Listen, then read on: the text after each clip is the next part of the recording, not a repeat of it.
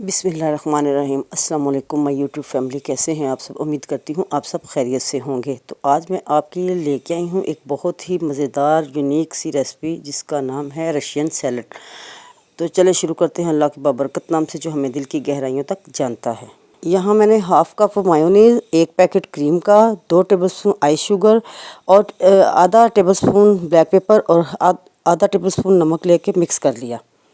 और याद रखें कि जो चीज़ें हैं मायोनीज़ और क्रीम वो फ्रिज में रखी हुई ठंडी चाहिए हमें।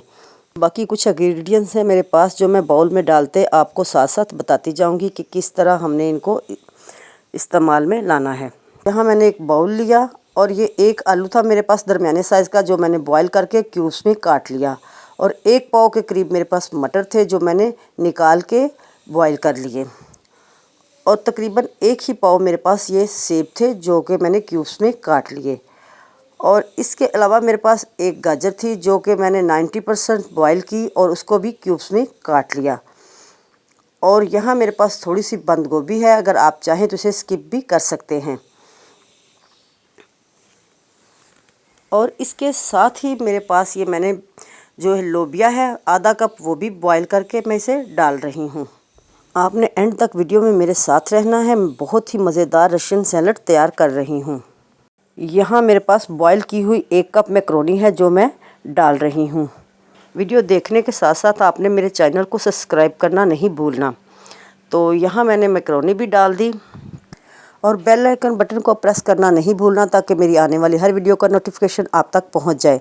तो यहाँ मैं अब खजूरें डाल रही हूँ। खजूरें वैसे तो इसमें नहीं डलती लेकिन मेरे घर वाले पसंद करते हैं, इसलिए मैंने उनकी फरमाइश पे खजूरें ऐड कर दी। अब मैं यहाँ सलाद के पत्ते ऐड कर रही हूँ। तो यहाँ मुझे लग रहा है कि जैसे मेरा बाउल छोटा है, मैं बाउल चेंज करती हूँ। तो अब मैंने बाउल चेंज किया और बाउल चेंज करने के साथ ही मैंने इसमें बादाम और काजू ऐड किए और लास्ट पे अब मैं इसमें जो केले हैं वो डाल रही हूँ। अब मैं यहाँ क्रीम ऐड कर रही हूँ, जो क्रीम और मायोनीज़ मैंने मिक्स करके रखी हुई थी।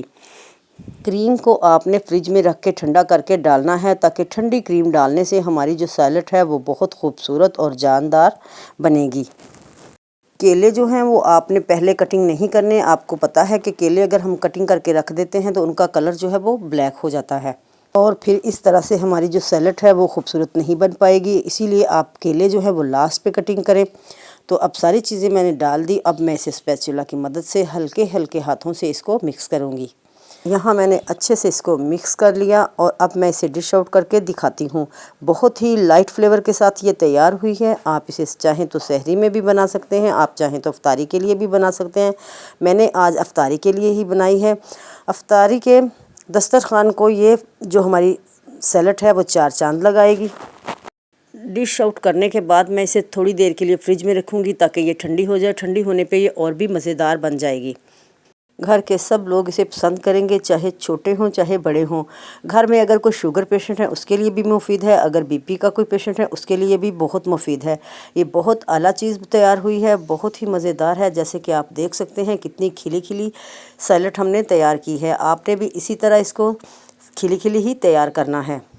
ये ख़ास करके आज मैंने उन लोगों के लिए तैयार की है जिन्होंने कमेंट बॉक्स में मुझसे ये कहा था कि आप ऑयल और घी से हटके कोई चीज़ें बनाएं। बहुत ही लाइट फ्लेवर के साथ तैयार हुई है। वीडियो अच्छी लगी तो लाइक करना, दोस्तों में शेयर करना और मेरे चैनल को सब्सक्राइब करना। खुश रहें, खुशियाँ बांटें, अपना ख्याल रखें, बुज़ुर्गों का ख्याल रखें। फिर मिलेंगे एक नई वीडियो के साथ। अल्लाह हाफिज़।